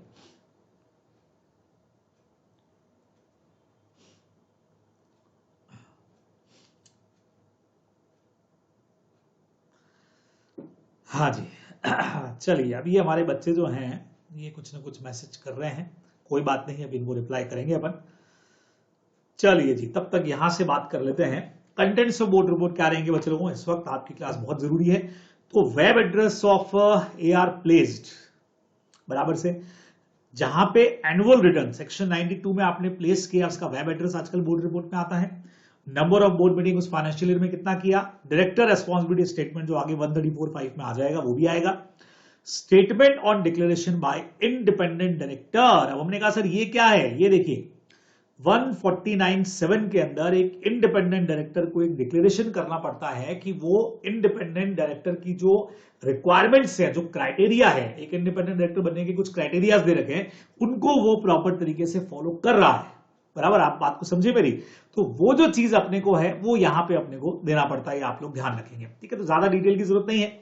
सेकंड नंबर, कंपनी का डायरेक्टर्स के अपॉइंटमेंट और रेम्यूनरेशन का क्या पॉलिसी है वो भी अपने को देना पड़ता है। ये देखो उसमें क्या होता है बच्चे लोगों, सेक्शन 1 दे रखा है अपने को 178(1), उसमें एवरी लिस्टेड कंपनी और फॉलोइंग क्लास ऑफ कंपनीज को एक नॉमिनेशन और रेम्यूनरेशन कमेटी बनाना पड़ता है जो रिकमेंड करेगी कितना कमीशन और कितना इनका रेम्यूनरेशन होना चाहिए ना, कौन बनेगा और कितना उसका रेम्यूनरेशन रहेगा, इसकी डिटेल देनी पड़ती है। तो थोड़ी सी इंफॉर्मेशन है, जैसे पब्लिक कंपनी 10 करोड़ और मोर अगर हो पेड अप कैपिटल, सारी पब्लिक कंपनियां जिनका टर्नओवर 100 करोड़ या उससे ज्यादा हो, या सारी पब्लिक कंपनीज जिनका आउटस्टैंडिंग लोन या बोरिंग 50 करोड़ या उससे ज्यादा का हो, तो इनको ये कमेटी बनानी पड़ती है। पब्लिक कंपनीज के लिए हो गया, लिस्टेड कंपनी और ये सारी पब्लिक कंपनीज के लिए। तो ये सब आपको यहां पे पॉलिसी में बताना पड़ेगा, ठीक है। फिर एक्सप्लेनेशन और comment by the board on audit report, जो ओपीसी में भी जा रहा था, ऑडिट रिपोर्ट में जो भी एडवर्स रिमार्क आया या कुछ भी आया, डिस्क्लेमर आया, उसके ऊपर बोर्ड का क्या एक्सप्लेनेशन या कमेंट है वो भी इसके अंदर आएगा बोर्ड रिपोर्ट में, या सेक्रेटरियल ऑडिट रिपोर्ट बच्चों जो सीएस तैयार करता है उस पर भी, ठीक है। फिर 186 में जो इंटर कॉर्पोरेट लोन, एक कंपनी ने दूसरी कंपनी को कोई भी लोन एडवांसेस वगैरह देके रखे हैं, तो उसके बारे में डिटेल भी बोर्ड रिपोर्ट में आएगी, जो जो उस फाइनेंशियल ईयर में हुए, ठीक है। फिर contract and arrangement with related parties, बच्चे लोगों रिलेटेड पार्टीज हमारा एक बहुत जबरदस्त पॉइंट है जो ऑडिट वाले चैप्टर में भी आपने पढ़ा है, बराबर। तो उनके साथ में तो company shall not enter into any contract और अरेंजमेंट विद रिलेटेड पार्टी जो 188(1) के अगेंस्ट में जाए, समझ रहे हैं। डेफिनेशन रिलेटेड पार्टी की सेक्शन 2 क्लॉज 76 में भी दे रखी है। तो इस बारे में यहां पे डिटेल देनी पड़ती है कि क्या कंपनी ने कोई रिलेटेड पार्टीज के साथ एग्रीमेंट्स किए हैं क्या, अगर किए हैं तो आपको सेक्शन 188 को फॉलो करना ही पड़ेगा, वो डिटेल देना पड़ेगा। फिर स्टेट ऑफ कंपनीज अफेयर्स तो आपको पता ही है। फिर अमाउंट कैरी टू रिजर्व और पेड एज अ डिविडेंड, कितना रिजर्व में गया, कितना डिविडेंड में पे किया, वो देना पड़ेगा। फिर अगर मटेरियल चेंज हुआ है कंपनी के फाइनेंशियल पोजीशन में तो वो आपको बताना पड़ेगा। और details of fraud reported by the auditor, याद आ गया आप लोगों को 143(12) के अंदर आप लोगों ने वो फ्रॉड वाला पॉइंट पढ़ा, 1 करोड़ से ऊपर और कम वाला, तो वो अगर कुछ है तो वो भी बोर्ड रिपोर्ट में देना पड़ेगा, ठीक है। फिर बच्चे लोगों कई सारी कंपनियां जो conservation of energy, technology and absorption and foreign exchange, इसकी भी डिटेल अपने को देनी पड़ेगी। आप लोग जानते हो कई सारी कंपनियां एनर्जी, जैसे रिलायंस पावर हो गया, अडानी पावर हो गया, या आईटी कंपनीज हमारी टेक्नोलॉजी वाली कंपनीज हो गई, जिसके अंदर अपना टीसीएस वगैरह आ गया, तो कितना एनर्जी का, इसमें पर्टिकुलर फॉर्म्स आते हैं बच्चों, वो फॉर्म्स भर के साथ में लगाने पड़ते हैं कि कितना आपने एनर्जी कंजम्पशन किया, कितना उसके लिए यूज किया, ठीक है, या फॉरेन एक्सचेंज का कितना इनफ्लो हुआ, कितना आउटफ्लो हुआ, वो सब डिटेल अपने को यहाँ पे देना पड़ता है। हर कंपनी का अपना एक रिस्क मैनेजमेंट पॉलिसी रहता है कि कैसे वो रिस्क को मैनेज करेगी, वो आपको यहाँ पे देना पड़ेगा। सीएसआर पॉलिसी देना पड़ेगा, तो भी 135 में हम पढ़ने वाले हैं, धुआंधार सेक्शन है हमारा। और उसके अलावा बच्चों आजकल बीओडीज को देना पड़ता है अपना annual valuation in case of listed कंपनियां या ऐसी पब्लिक कंपनियां जिनका पेड अप कैपिटल 25 करोड़ या उससे ज्यादा है, 25 करोड़ और मोर, उनको एक एनुअल इवैल्यूएशन करना पड़ता है बोर्ड का कि बोर्ड कितना ढंग से काम कर रहा है, प्रॉपर काम कर रहा है कि नहीं कर रहा है। ये सब चीजें अपने को वहां पे देनी पड़ती है, अपने को ध्यान में रखना है। बराबर, बहुत क्लियर मैटर है बच्चे लोगों, तो ये आप लोग श्योरली ध्यान में रखने वाले हो, काफी इंपॉर्टेंट मैटर जाएगा। मतलब लिस्ट के अंदर जैसे ये 25 करोड़ वाला कोई पॉइंट है, इसके ऊपर कोई एमसीक्यू वगैरह पूछ लिया तो आपको ध्यान में रखना है। चलिए, फिर बच्चे लोगों को कुछ अदर मैटर्स भी आते हैं बोर्ड रिपोर्ट के अंदर, जिसमें फाइनेंशियल समरी या हाइलाइट्स आते हैं, कंपनी के बिजनेस नेचर में अगर कोई चेंज हुआ है तो उसका इंफॉर्मेशन आ जाता है। फिर the details of director KMP जो इस पर्टिकुलर ईयर में अपॉइंट या फिर जिन्होंने रेजिग्नेशन दिया है, ठीक है। फिर statement regarding opinion of the board with regard the integrity, expertise, experience of the independent director जो अपॉइंट हुए ना, तो कितना उनका एक्सपर्टाइज नॉलेज है, कितने एक्सपीरियंस वाले लोग लिए गए, क्या उनका इंटीग्रिटी है, वो सब के बारे में बोर्ड का एक स्टेटमेंट भी लगेगा। फिर इस पूरे साल में कौन सी कंपनी हमारी सब्सिडरी बनी, एसोसिएट बनी, ज्वाइंट वेंचर बनी या हटी, वेदर बिकेम और सीज, या तो बनी या बनने से निकली, उसका डिटेल भी अपने को देना पड़ेगा। देखो इतना सारा डिटेल आजकल हो गया है। फिर बच्चे लोगों इस पूरे साल में कितना डिपॉजिट्स, चैप्टर पूरा पढ़ा हुआ है आपने, एक्सेप्टेड किए, कितने अनपेड रहे, कितना डिफॉल्ट किया, वो सारा कुछ। फिर जहां आपने ऐसे डिपॉजिट लिए जिसमें आपने लॉ की कंप्लायंस पूरी नहीं की, वो डिटेल देनी पड़ती है। फिर क्या कोई ऐसा मटेरियल ऑर्डर आया क्या किसी रेगुलेटरी बॉडी का जो हमारे गोइंग कंसर्न पर इफेक्ट डाल रहा हो? भाई ट्रिब्यूनल का कोई ऑर्डर है, कोर्ट का कोई ऑर्डर है जिससे कंपनी के अस्तित्व पर संकट आ गया है ना, गोइंग कंसर्न हमारा इफेक्ट हो रहा है, बड़ी पेनल्टी लग रही है, कंपनी बंद, जैसे वो मैगी वाले केस में था, ठीक है, मैगी बैन हो गया तो 84% मार्केट गया हमारा, तो ऐसा कुछ तो नहीं हो रहा है। फिर एडी हमारा इंटरनल फाइनेंशियल कंट्रोल जो हमने लगा रखा है बुक्स वगैरह के ऊपर, ट्रांजेक्शन, मनी ट्रांजेक्शन के ऊपर, उसकी एडिक्वेसी कितनी है वो बतानी पड़ेगी। फिर बच्चे लोगों को 148(1) में कॉस्ट रिकॉर्ड्स का डिस्क्लोजर की भी मेंटेन और मेड में हम आ रहे हैं कि नहीं आ रहे हैं, वो देना पड़ता है। फिर बच्चे लोगों आजकल कंपनीज के अंदर सेक्सुअल हैरेसमेंट एट वर्कप्लेस को रोकने के लिए कई सारे इंटरनल कंप्लायंस होती हैं, तो वो जो कमेटी आपकी बनी हुई है उसकी इंफॉर्मेशन आपको देनी पड़ेगी कि हाँ जी कंपनी ने बकायदा सेक्सुअल हैरेसमेंट एट वर्कप्लेस और वुमेन एट वर्कप्लेस को रोकने के लिए बकायदा कमेटी बना रखी है, तो उसका डिटेल भी देना पड़ेगा। उसके अलावा क्या details of application made to any proceeding pending under, क्या इंसॉल्वेंसी और बैंक्रप्सी कोड, इसका मतलब हमारा गोइंग कंसर्न गया, ठीक है, तो क्या इसमें कोई एप्लीकेशन हमने दे रखी है क्या, तो वो अपने को यहां दिखाना पड़ेगा। उसके अलावा बच्चों details of difference between amount of the valuation done at the time of one time settlement and valuation done while taking the loan from the bank और financial institution along with reasons. कई बार क्या होता है बच्चों लोगों कि कंपनियां वैल्यूएशन करवाती है, amount of valuation done at the time of one time settlement, जब हम किसी पार्टी के साथ सेटलमेंट कर रहे थे तो उस वक्त क्या वैल्यूएशन निकाला, और जब बैंक से लोन लिया था उस वक्त में हमारा क्या वैल्यूएशन था। जैसे एक बैंक से हमने 500 करोड़ का लोन लिया है, ठीक है, लोन लेते वक्त क्या हमारा उस वक्त के अंदर वैल्यूएशन था, और जब आप सेटलमेंट कर रहे हैं, अभी लोन चुका नहीं पा रहे हैं तो सेटलमेंट हो रहा है, चुका पा रहे हैं तो भी सेटलमेंट हो रहा है, उस वक्त क्या वैल्यूएशन हमारा अभी चल रहा है, दोनों के बीच का क्या गैप है, क्या डिफरेंस है, क्या रीजंस हैं, वो सब भी अपने को यहाँ पे डिस्क्लोज करने पड़ेंगे, बोर्ड रिपोर्ट में अपने को ध्यान में रखना है, ठीक है। अब जैसा ऊपर आया था कि बोर्ड रिपोर्ट में एक पॉइंट आता है बच्चों डायरेक्टर रेस्पॉन्सिबिलिटी स्टेटमेंट का, तो मेरे साथ आप वो भी देखो कि डायरेक्टर रेस्पॉन्सिबिलिटी स्टेटमेंट में क्या क्या आने वाला है। तो हमने कहा इसमें एप्लीकेबल अकाउंटिंग स्टैंडर्ड हमने फॉलो किए, फिर जो सेलेक्टेड अकाउंटिंग पॉलिसी हमने अप्लाई की consistently true and fair view दे रही है, एडिक्वेट अकाउंट्स रिकॉर्ड को सेफ गार्डिंग हमने किया है, प्रॉपर एंड सफिशिएंट केयर किया उनको मेंटेन करने के अंदर, ये सब डायरेक्टर अपना रेस्पॉन्सिबिलिटी वहां डिस्क्लोज कर रहे हैं। हमने अपने annual accounts going concern basis पे बनाए हैं, हमारा इंटरनल फाइनेंशियल कंट्रोल जो ऊपर भी आया था वो बिल्कुल एडिक्वेट है और इफेक्टिवली काम कर रहा है, ये लाइन लिखनी पड़ती है लिस्टेड कंपनीज के केस में, ठीक है, और जो भी एप्लीकेबल लॉ के प्रोविजन थे वो सारे हमने कंप्लाई किए हैं। ये डायरेक्टर रेस्पॉन्सिबिलिटी स्टेटमेंट के अंदर ये सारे पॉइंट्स बच्चे लोगों एक डायरेक्टर को बताने पड़ेंगे, मतलब बीओडीज डिक्लेयर कर रहा है कि भाई अकाउंटिंग स्टैंडर्ड के हिसाब से हमने सब कुछ किया है, अकाउंटिंग पॉलिसीज कंसिस्टेंटली फॉलो हुई हैं, ट्रू एंड फेयर व्यू दे रही हैं, adequate maintaining of accounting records हमने किया है, गोइंग कंसर्न बेसिस के ऊपर हम लोग अकाउंट्स बनाते हैं, हमारा जो इंटरनल कंट्रोल है फाइनेंशियल कंट्रोल वो बहुत मजबूत है लिस्टेड कंपनीज के केस में, और सारे लॉ जो हमारे ऊपर एप्लीकेबल है हमने सबको फॉलो किया है, ये उनको बताना पड़ेगा। तो ये बच्चों आपका एक बड़ा सेक्शन यहां आकर के और खत्म होता है, और अब हमारा धुआंधार सेक्शन आता है 135। तो 135, 136, 137, 138 चार सेक्शन, लेकिन ये सेक्शन जो है अपने आप में थ्योरी प्रैक्टिकल कुछ भी आप समझे, देखो मेरे इसमें भी सबसे बड़ा अगर कोई सेक्शन हमारा है तो वो यही हमने कवर किया है। आइए इसके ऊपर भी हम लोग बात शुरू करते हैं। कुछ बहुत मेन प्रोविजन आ चुके हैं बच्चों जिन पे बहुत फोकस करना पड़ेगा। एप्लीकेबिलिटी ऑफ सीएसआर आप लोग सब जानते हैं, कंपनी जिसमें उसका holding, subsidiary and foreign company, it's branch office और प्रोजेक्ट ऑफिस इन इंडिया जिनका है, उन सब के ऊपर सीएसआर लगने वाला है। कंपनी पर उसका holding, subsidiary, even foreign company जिसका इंडिया के अंदर प्रोजेक्ट ऑफिस या ब्रांच ऑफिस है तो बट ऑब्वियस उन पे भी सीएसआर लगेगा। अब क्या करना है, उसके लिए एलिजिबिलिटी क्या है, नेटवर्थ 500 करोड़ या मोर होना चाहिए, टर्नओवर 1000 करोड़ या ज्यादा होना चाहिए, या फिर अगर नेट प्रॉफिट भी 5 करोड़ या उससे ज्यादा का हो गया, और एक बार हो गया तो अगले 3 साल तक ये एप्लीकेबल रहेगा, मतलब अगले 3 सालों के लिए आप पर सीएसआर एप्लीकेबल हो जाएगा बच्चों। तो इसलिए हम कई बार ये भी देखते हैं कि प्रीसीडिंग फाइनेंशियल ईयर, पिछले फाइनेंशियल ईयर में हम देखेंगे अगर ये हो गया तो होने के बाद भी अगले 3 साल तक हमारे ऊपर सीएसआर के प्रोविजन लगने वाले, ये पॉइंट आप लोग सब जानते हो, है ना। तो नेटवर्थ 500 करोड़ या उससे ज्यादा की कभी भी हो गई, टर्नओवर 1000 करोड़ या उससे ऊपर का निकल गया, या नेट प्रॉफिट 5 करोड़ या उससे ऊपर का निकला, तो ये एलिजिबिलिटी हमारे ऊपर लग गई। अब नॉन एलिजिबल कब होंगे, every company which ceases to fulfill the above criteria for 3 continuous financial year shall not require to constitute CSR committee and comply with the provision of this act, जब तक criteria वापस ले नहीं लेते आप।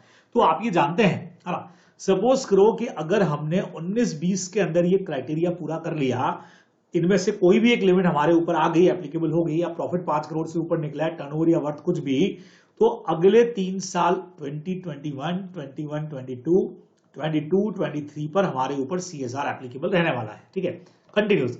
हाँ, अब ये हटेगा कब, वो भी देखो। अब ये कहता है कि जब तक अबव क्राइटेरिया फॉर 3 कंटिन्यूस साल तक वापस, मान लो ये अगले 3 सालों के अंदर ही हम वापस, भाई CSR तो एप्लीकेबल हो गया था, लेकिन इन 3 सालों तक हम ये क्राइटेरिया वापस अचीव नहीं कर पाए, तो अगले साल के लिए आप पर CSR हट सकता है, कमेटी की रिक्वायरमेंट हटेगी। और फिर जैसे ही किसी साल में आपने वापस ये क्राइटेरिया कंप्लीट कर लिया, अगले 3 सालों के लिए वापस से आपके ऊपर एप्लीकेबल हो जाएगा। ये अपने को ध्यान में रखना है। तो इसके ऊपर काफी प्रैक्टिकल क्वेश्चन हम लोगों ने करके देखे, तो टेंशन नहीं है। आप एक नया पॉइंट इसके अंदर और जुड़ गया बच्चे लोगों, कंट्रीब्यूशन वाले पॉइंट के अंदर, वो भी अभी अपन बात करेंगे कि कब ऐसा हुआ है कि अब CSR कमेटी की अपने को जरूरत नहीं है। एक इसमें नया पॉइंट और ऐड हुआ है, अभी बात करेंगे। पहले कंटिन्यूस चलते हैं। तो CSR कमेटी ऐसे बनेगी। अब CSR कमेटी में मेंबर में बच्चों 3 और मोर डायरेक्टर्स होंगे, जिसमें से एक डायरेक्टर कम से कम इंडिपेंडेंट डायरेक्टर होना ही होना चाहिए। ठीक है, अगर ये कंपनी अनलिस्टेड पब्लिक कंपनी है या प्राइवेट कंपनी है जिसमें इंडिपेंडेंट डायरेक्टर है ही नहीं, तो ठीक है, बिना इसके बन जाएगा। विदाउट सच डायरेक्टर 3 लोग चाहिएंगे, लेकिन बिना इसके बन जाएगा, कोई दिक्कत नहीं है हमारा, बराबर। इंडिपेंडेंट नहीं होगा तो नहीं होगा, लेकिन 3 लोग तो होने चाहिए। लेकिन अगर एक ऐसी प्राइवेट कंपनी है जिसमें 3 डायरेक्टर हो ही नहीं, क्योंकि वहां तो 2 से ही काम हो जाता है, 2 से ही अगर हो जाए तो फिर यहाँ पे 2 डायरेक्टर से ही आप CSR कमेटी जो है वो बना सकते हैं, बराबर, टेंशन नहीं। Now in case of foreign company अगर है तो CSR कमेटी के अंदर 2 पर्सन इसके अंदर रहेंगे। 1 पर्सन ऐसा होगा बच्चों जो रेजिडेंट ऑफ इंडिया होना चाहिए। सर यहाँ रेजिडेंट ऑफ इंडिया का वही मतलब होगा क्या जो अब हो चुका है, बिल्कुल वैसे ही वही मतलब अपने को लेना है, 120 डेज वाला पॉइंट लग जाएगा। Authorize to accept documents on behalf of company, हालांकि इसके लिए अलग से कुछ बोला नहीं है, मैं आपको फिर ये भी क्लियर कर देता हूं कि ICAI के अमेंडमेंट्स में इस रेजिडेंट ऑफ इंडिया को लेकर के कुछ चेंज नहीं किया, वो सिर्फ OPC के साथ वाले के लिए चेंज किया है। बट अगर वो चेंज है तो पूरे कंपनीज लॉ में समझिए चेंज है। तो authorize to accept documents on behalf of company under this section, ये फॉरेन कंपनीज के लिए सेक्शन है। और other person shall be nominated by foreign company. तो 2 लोग होंगे, एक वो जो इंडिया में ऑथोराइज पर्सन है डॉक्यूमेंट वगैरह रिसीव करने के लिए, और एक जिसको फॉरेन कंपनी नॉमिनेट करे, वो इस कमेटी के अंदर आने वाला है। This is called CSR committee. अब CSR कमेटी का ड्यूटीज क्या रहेगा बच्चों, फॉर्मुलेट और रिकमेंड करना बोर्ड को CSR पॉलिसी, जो भी स्केड्यूल 7 के अंदर CSR पॉलिसी के पॉइंट्स दे रखे हैं उसके हिसाब से CSR पॉलिसी बना के रिकमेंड करना।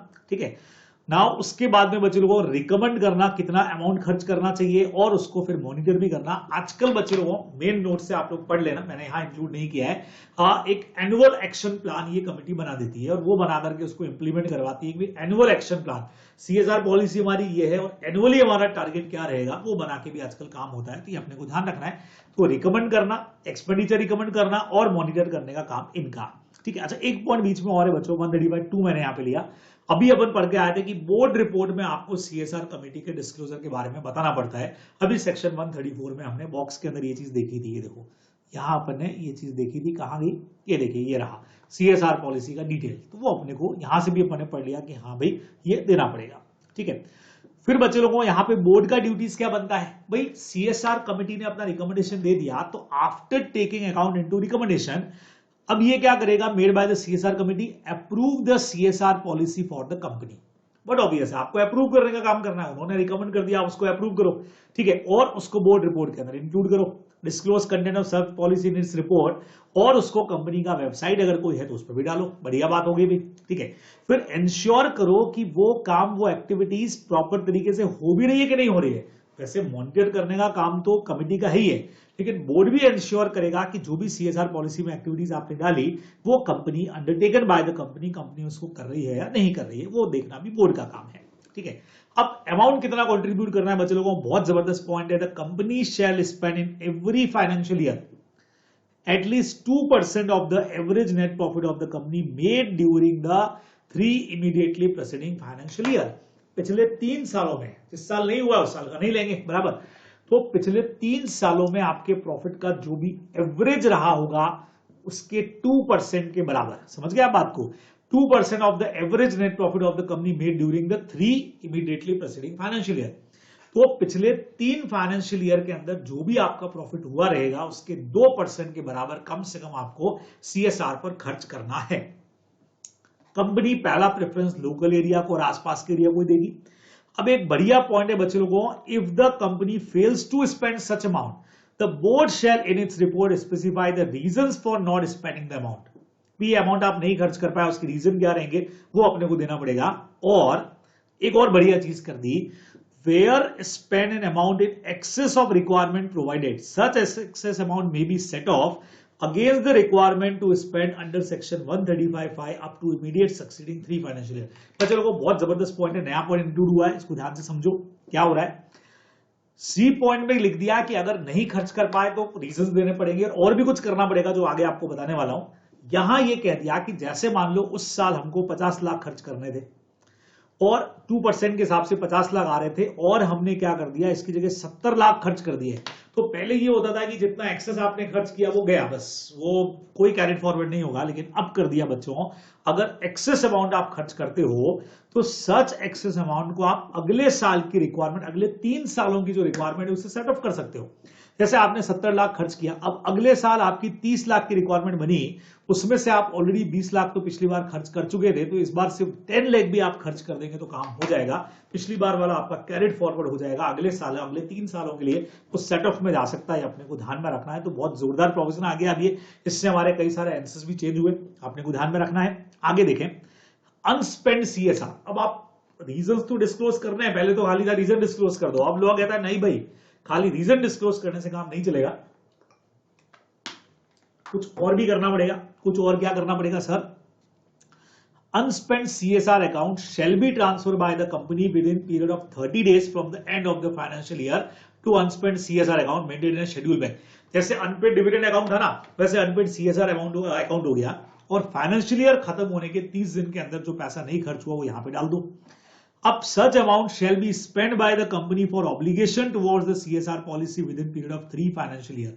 ट्रांसफर करने से अगले 3 साल तक अब आप पैसा खर्च करोगे, लेकिन वो पैसा अगले साल का सीएसआर का खर्चा नहीं माना जाएगा, वो उसी साल का पैसा है जो अनस्पेंड में चला गया, उसको अगले साल का तो अलग करना ही है। ठीक है, ये पैसा जो आपका उस ईयर का था ये अनस्पेंड से आपको अगले 3 सालों तक खर्च करना है। और अगर अगले 3 साल में आप खर्च नहीं कर पाते हो, 3 साल में भी in case of failure to spend, 3 साल का टाइम दिया था उसमें भी खर्च नहीं कर पाए, तो कंपनी उसको ट्रांसफर करेगी, एक फंड बनेगा। तो शेड्यूल 7 के अंदर जो आइटम्स दे रखे हैं ना, उसमें से जो भी स्पेसिफाइड कर देगी कि भाई आप ये स्वच्छता मिशन वाले के अंदर ट्रांसफर कर दो। तो तीसरा फाइनेंशियल ईयर जैसे ही खत्म होगा, वहां से 30 दिन में उस फंड में पैसा ट्रांसफर हो जाएगा। और जब तक स्पेसिफाई नहीं करे तो शेड्यूल 7 में जो भी आइटम दे रखे हैं उनमें कोई भी फंड जो बना हुआ है उसमें ये पैसा ट्रांसफर हो सकता है ना। जब तक ये फंड स्पेसिफाई नहीं करते हैं तो if shall be transfer by the company to any fund, जो भी शेड्यूल 7 में इतने सारे आइटम दे रखे उनमें कोई भी फंड के अंदर आप ये पैसा ट्रांसफर कर सकते हो 30 दिन के अंदर ही, अपने को ध्यान में रखना है। तो टाइमिंग थोड़ा सा 30 दिन का ध्यान रखोगे तो एक्सेस पैसा खर्च करते हो तो कैरिड फॉरवर्ड होगा, कम पैसा खर्च किया, खर्च नहीं कर पाए तो जितना अनस्पेंड फाइनेंशियल ईयर खत्म होने के 30 दिन में इस अकाउंट में यहां से 3 साल तक खर्च करो, नहीं तो स्पेसिफिक फंड में पैसा ट्रांसफर वहां से खर्च होगा। गवर्नमेंट फंड बनाएगी बट ऑब्वियस है वो तो। अब ये सेक्शन फॉलो नहीं किया तो बच्चों पेनल्टी है, पेनल्टी आप खुद ही पढ़ेंगे यहां से बराबर, पेनल्टी में मुझे कुछ बताने की जरूरत नहीं है, पेनल्टी आप ये बिल्कुल आराम से याद कर सकते हैं कि कितना इसमें पेनल्टी आपको दे रखा है। चलिए, direction by the CG, central government इससे रिलेटेड क्लास ऑफ कंपनीज के लिए डायरेक्शन दे सकती है, अगर देती है तो फॉलो करने पड़ेंगे, कोई खास पॉइंट नहीं है। ये एक बहुत जबरदस्त नया पॉइंट आया बच्चों, पहले वाले पॉइंट के साथ में पढ़ने का है। Where the amount to be spend by the company under subsection 5, जैसे आपके ऊपर सीएसआर की रिक्वायरमेंट लगी और आपने कहा कि यार 2% के बराबर तो खर्च करना पड़ेगा, लेकिन अगर वो खर्चा 50 लाख से ऊपर का नहीं जा रहा है तो फिर आपको ये सीएसआर कमेटी नहीं बनाना है भाई। समझ रहे हैं मेरी बात को? 50 लाख से ऊपर का खर्च जा ही नहीं रहा है तो फिर काय को सीएसआर कमेटी बनाना अपने को? ठीक है, ये सारा काम बोर्ड ही कर लेगी। तो CSR committee shall not be applicable the function, और जो भी इस कमेटी के फंक्शन रहेंगे ऑफ सच कमेटी वो बोर्ड ही पूरा कर लेगा। बीओडीज कहते हैं यार अलग से कमेटी बनाए, उसको काम ने खर्चा तो 50 लाख से कम का ही है। तो 135(5) में जो आपने पिछले 3 साल के एवरेज प्रॉफिट का 2% के बराबर निकाला, अगर वो 50 लाख से कम का आता है, डजंट एक्सीड 50 लाख रुपीज, तो फिर आपको सीएसआर कमेटी बनाने की जरूरत नहीं है। ठीक है। लेकिन अगर वो 50 लाख उससे एक्सीड कर जाता है तो फिर अपने को CSR कमेटी बनाना पड़ेगा। ये भी आपको प्रोविजन यहाँ पे जोरदार वाला प्रोविजन है जो अपने को ध्यान में रखना है। नया पॉइंट आया है कि भाई उस केस में ये अमाउंट भी देखा जाएगा, आपकी 50 लाख से अगर एक्सीड नहीं कर रहा है, ठीक है, तो अपने को CSR कमेटी की जरूरत फिर नहीं पड़ने वाली है। क्लियर, बढ़िया पॉइंट है, आगे बढ़े। अब प्रॉफिट का कैलकुलेशन बच्चों कोई खास बात नहीं, 198 के हिसाब से अपने को करना है, अकाउंट्स का पोर्शन है। और ये जब आप करेंगे तो any profit arising from overseas branch वगैरह अगर हो रहा है तो उसको इंक्लूड नहीं करना है ना, ओवरसीज का प्रॉफिट इंक्लूड नहीं करना है। या अगर ऐसी कोई कंपनी जिसके ऊपर भी सेम CSR के प्रोविजन लग रहे हैं, जो कंट्रीब्यूट कर रही है, उससे अगर हमको डिविडेंड मिलता है तो वो भी हमारे इनकम के अंदर, प्रॉफिट के अंदर इंक्लूड नहीं किया जाएगा, बराबर। तो एक ऐसी कंपनी का डिविडेंड लिया जिसपे भी CSR लग रहा है और जो खुद भी कंट्रीब्यूट कर रही है, तो उससे जो हमको डिविडेंड मिलेगा वो हमारे लिए एग्जाम कर दिया, फिर उस पर हमको CSR में प्रॉफिट में कवर नहीं करना है। अब बच्चों CSR एक्टिविटीज पे पैसा खर्च कैसे करना है, तो बोर्ड ऑफ डायरेक्टर डिसाइड करेगा बच्चों। सबसे पहला, हर कंपनी खुद की एक सेक्शन 8 कंपनी बना ले खुद की। जैसे मान लो JB लिमिटेड है, तो JB लिमिटेड के ऊपर अगर ये प्रोविजन लग रहे हैं तो JB लिमिटेड खुद का एक सेक्शन 8 कंपनी बना दे, या कोई ट्रस्ट बना दे, या कोई सोसाइटी बना दे, ठीक है। अब वो चाहूं तो हम अकेले बनाए, या एक दो हम कंपनियां मिलकर के बना लें और उसके थ्रू खर्च कर दें। एक और काम कर सकते हैं, पहले से कोई सेक्शन 8 कंपनी बनी हुई है, या रजिस्टर्ड ट्रस्ट बना हुआ है, या कोई और सोसाइटी बनी हुई है जो सेंट्रल गवर्नमेंट ने या स्टेट गवर्नमेंट ने एस्टैब्लिश कर रखी है, या और कोई भी any entity establish under act of parliament है, उसके थ्रू खर्च कर दें। तो हम खुद किसी और कंपनी के साथ मिलकर भी बना सकते हैं, पहले से कोई बनी हुई कंपनी है या ट्रस्ट है या सोसाइटी है तो उसके थ्रू पैसा खर्च कर सकते हैं, बराबर, ये ध्यान में रखना है। हाँ, एक चीज जरूर है, if the board decided to undertake the CSR activity through company establish section 8 या ट्रस्ट या society other than those specified in this sub rule, मतलब ऊपर जो दे रखा है उसके अलावा अगर आप किसी और को देना चाह रहे हो तो सच कंपनी और ट्रस्ट, ये सब तो कौन है बच्चों, जो सेंट्रल या स्टेट गवर्नमेंट ने एस्टैब्लिश कर रखे हैं। भाई पहला वाला खुद का बनाओ, नहीं तो जो सेंट्रल या स्टेट गवर्नमेंट ने अगर कोई बना रखी है, इनके अलावा और किसी सेक्शन 8 कंपनी, ट्रस्ट या सोसाइटी के थ्रू अगर खर्च करना चाह रहे हो तो पिछले 3 सालों का उनका ट्रैक रिकॉर्ड देखना जरूरी रहेगा कि उन्होंने कैसा काम किया है। बने हुए इसका मतलब कम से कम 3 साल हो गए हैं और उनका ट्रैक रिकॉर्ड कैसा है, कितना बढ़िया उन्होंने काम किया, कितना पैसा खर्च किया, वो सब अपने को यहाँ पे देखना पड़ेगा। क्लियर, ठीक है। फिर बच्चों यहाँ पे खर्च कितना कर रहे हैं CSR के ऊपर, the board shall ensure that जो एडमिनिस्ट्रेटिव ओवरहेड होगा, भाई CSR खर्च करने के लिए आपको लोग चाहिएंगे, उनको सैलरी देनी पड़ेगी, बराबर, ऑफिस एक्सपेंसेस लगेंगे, दूसरे और जो खर्चे एडमिनिस्ट्रेशन के लिए लगेंगे वो टोटल CSR एक्सपेंडिचर के 5% से ज्यादा नहीं होने चाहिए। किसी फाइनेंशियल ईयर में अपने को ध्यान रखना है, जितना आप CSR पे पैसा खर्च करने वाले हो उसके 5% से एक्सीड नहीं होंगे, ये CSR का पार्टी माने जाएंगे। अगर 5% तक है तो ऊपर है तो फिर वो एक्स्ट्रा हो गया, वो कंपनी बियर कर रही है, फिर ये अपने को ध्यान में रखना है, ठीक है। तो ये भी आप ध्यान रखोगे कि CSR एक्सपेंसेस 5% से ऊपर नहीं जाने चाहिए। फिर बच्चों ये तो हमारा शेड्यूल 7 आ गया, कौन कौन सी चीजें इसमें परमिसिबल है, तो ये मेरे ख्याल से आप लोग बहुत आराम से खुद ही पढ़ेंगे, इसमें मेरे पढ़ाने लायक कुछ है नहीं। हंगर, पॉवर्टी, मेला न्यूट्रिशन को रोकने के लिए और इसको प्रिवेंट करने के लिए इसमें स्वच्छ भारत कोष भी आ गया अपना। फिर एजुकेशन को प्रमोट करने के लिए, है ना, फिर जेंडर इक्वलिटी को, वुमेन्स वगैरह को प्रमोट करने के लिए, एनवायरमेंटल सस्टेनेबिलिटी को प्रमोट करने के लिए, इसमें हमारा क्लीन गंगा फंड भी आ गया, ठीक है। फिर उसके अलावा बच्चों हेरिटेज वगैरह को प्रमोट करने के लिए, इनको सेव करने के लिए, हिस्टोरिकल इंपॉर्टेंस की चीजें। उसके अलावा बच्चों यहां नया पॉइंट चेंज हुआ था, measures for the benefit of arm forces veterans, ठीक है। वॉर विंडोज वगैरह जो भी, वॉर विडोज वगैरह जो भी हमारी हैं, मतलब जो कह सकते हैं सेना के अंदर जो हमारे आर्मी पर्सन थे उनकी जो विधवाएं हो गई, उनके जो डिपेंडेंट्स बच्चे वगैरह हो गए, उसमें अब बच्चों CAPF को यानी सेंट्रल आर्म पुलिस फोर्स को, सेंट्रल पैरामिलिट्री फोर्स जो हमारी CPMF है, उसके जो भी मतलब घायल लोग हो गए या जो भी कुछ सिपाही हमारे हैं उनको भी इसके अंदर या उनके डिपेंडेंट्स या विडो को उसमें इंक्लूड किया गया है, ठीक है। उसके अलावा बच्चों स्पोर्ट्स वगैरह के अंदर ओलंपिक या पैरालंपिक जो हमारा है उसके अंदर जो भी जा रहे हैं उनकी ट्रेनिंग वगैरह के लिए, रूरल स्पोर्ट्स वगैरह के लिए, या prime minister national relief fund या जो PM केयर फंड नया बन के आ गया उसमें अगर आप कंट्रीब्यूट कर रहे हैं तो वो सारा का सारा। अब इसमें नया पॉइंट अगर आपसे बात करूं, अच्छा ये वाला पॉइंट बच्चों बहुत बड़ा पॉइंट 9th वाला हुआ, जिसमें रिसर्च और डेवलपमेंट के लिए आप पैसा दे रहे हो। इसमें ये बहुत चीजें आई है बच्चों, आप देखिएगा मैंने सबके शॉर्ट नाम यहाँ पे लिखे हैं, बराबर, आपके पास में पूरे नाम दे रखे हैं, जैसे डिपार्टमेंट ऑफ बायोटेक्नोलॉजी हो गया हमारा, ठीक है, यह हमारा साइंस एंड टेक्नोलॉजी वाला डिपार्टमेंट हो गया, बहुत सारी चीजें मैंने लिखा है, DRDO लिखा है, ये सब सब सब सब यहाँ तक, तो ये आप एक बार नजर निकाल सकते हैं कि इनके में भी अगर आपने पैसा कंट्रीब्यूट किया है तो बट ऑब्वियस वो सीएसआर में माना जाएगा। रूरल डेवलपमेंट प्रोजेक्ट्स के लिए, स्लम एरिया के लिए, डिजास्टर मैनेजमेंट जो खास करके अभी इन दिनों में चल रहा है अपना कोविड वगैरह के अंदर, इंक्लूडिंग रिलीफ, रिहैबिलिटेशन और रिकंस्ट्रक्शन एक्टिविटीज, बाढ़, भूकंप आ गया या अर्थक्वेक वगैरह, इन सब के लिए। नया पॉइंट क्या है बच्चों, spending of CSR fund for carrying out awareness campaign अगर आप चला रहे हो या प्रोग्राम चला रहे हो पब्लिक आउटरीच के लिए, कोविड-19 वैक्सीनेशन प्रोग्राम के लिए, तो वो भी एलिजिबल सीएसआर एक्टिविटी मानी जाएगी। स्पेशल पॉइंट आ गया।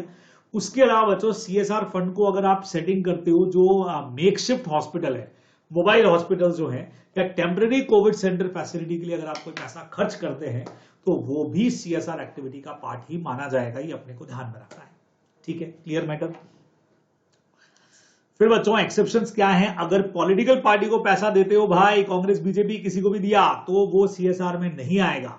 सेकंड नंबर, अगर आपने नॉर्मल कोर्स ऑफ बिजनेस में कुछ भी किया, जैसे हमने कहा कि कोविड शील्ड बनाने वाले जो लोग हैं, अब कोविड शील्ड वाले जो हैं वो उनके तो उसमें उन्होंने कंट्रीब्यूट किया कि उन्होंने वैक्सीन बनाई, लेकिन ये तो उनका खुद का ही काम है, बराबर, नॉर्मल कोर्स ऑफ बिजनेस का काम हो गया, तो वो सीएसआर एक्टिविटीज के अंदर नहीं काउंट हो रहा है।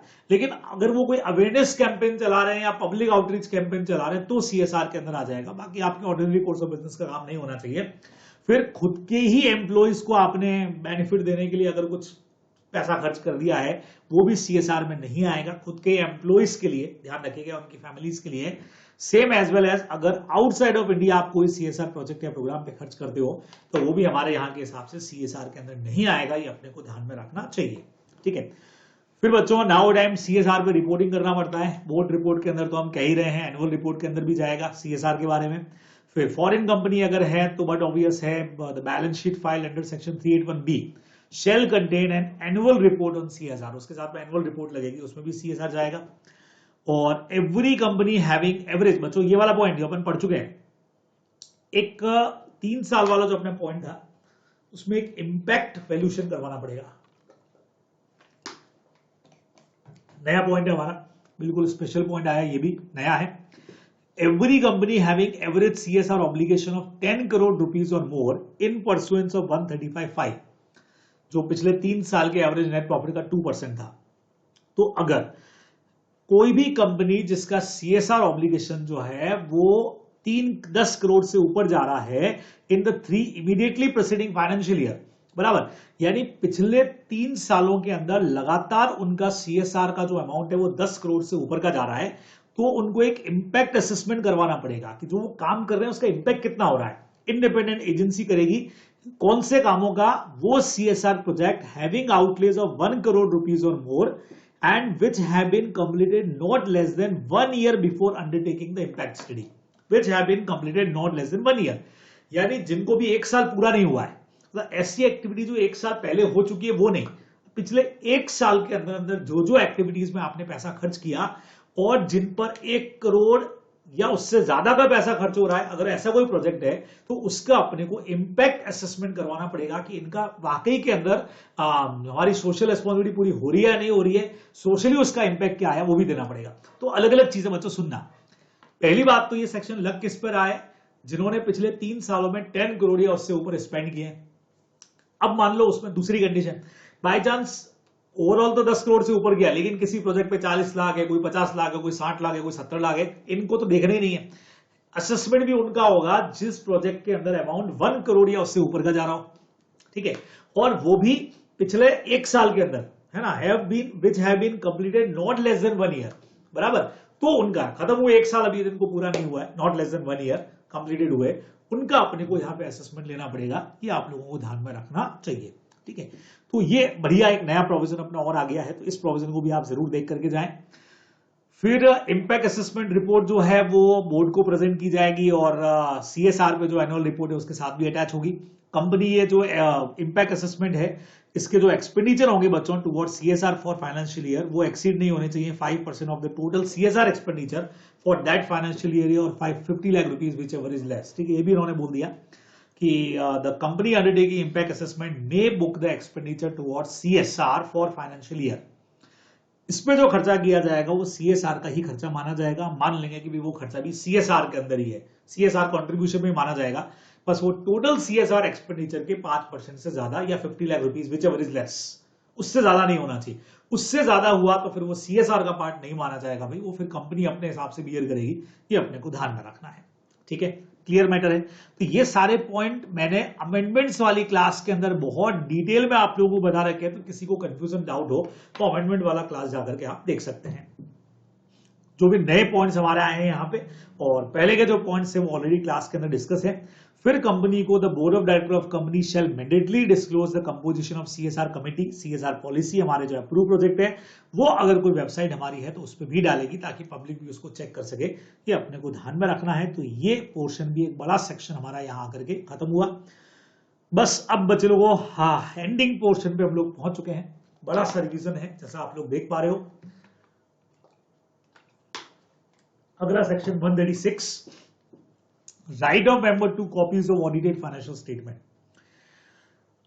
देखें क्या है, अब copy of the financial statement including CFS, auditor report and other document required by law shall circulate to every member of company, every debenture trustee and all other person 21 दिन पहले जाते ही जाता है, सब आपको पता है। फाइनेंशियल स्टेटमेंट साथ में सीएफएस, साथ में ऑडिट रिपोर्ट और दूसरे डॉक्यूमेंट कंपनी के हर मेंबर को, डिबेंचर ट्रस्टी को और मरने वाले के लीगल हेयर को, कंपनी के ऑडिटर को और हर डायरेक्टर को, ये आपको बता देता हूं जो आगे मीटिंग्स वाले में आप ऑलरेडी पहले पढ़ के आए हो, 21 दिन पहले जाना चाहिए। ठीक है, अब लिस्टेड कंपनी में circulate abridged financial statement circulate कर सकती है और उसका कॉपी भी सर्कुलेट कर सकती है। ठीक है, एक बार एब्रिज इशू कर दे और रजिस्टर्ड ऑफिस के ऊपर उसके इंस्पेक्शन की फैसिलिटी दे दे मीटिंग से कम 21 दिन पहले, ये भी कर सकते हैं अपन, है ना। हाँ, लेकिन अगर वो चाहे तो डिटेल फाइनेंशियल स्टेटमेंट भी डिमांड कर सकते हैं। अपने को ध्यान में रखना है ये फैसिलिटी सिर्फ किसके लिए, लिस्टेड कंपनीज के लिए। अब सेंट्रल गवर्नमेंट अगर चाहे तो लिस्टेड कंपनीज के लिए कोई प्रोसीजर भी बना सकती है सर्कुलेशन का। किसके लिए, सेंट्रल गवर्नमेंट चाहे तो लिस्टेड कंपनीज के लिए कोई प्रोसीजर बना दे, या पब्लिक कंपनियां जिनका नेटवर्थ 1 करोड़ या उससे ज्यादा का है उनके लिए बना दे, या ऐसी पब्लिक कंपनियां जिनका टर्नओवर 10 करोड़ या उससे ज्यादा का है उनके लिए सेंट्रल गवर्नमेंट सर्कुलेशन का कोई अलग मैनर भी बना सकती है। ठीक है, अच्छा, listed company shell also place, उनको अपने एफएस इंक्लूडिंग सीएफएस अपना वेबसाइट के ऊपर भी डालना पड़ेगा।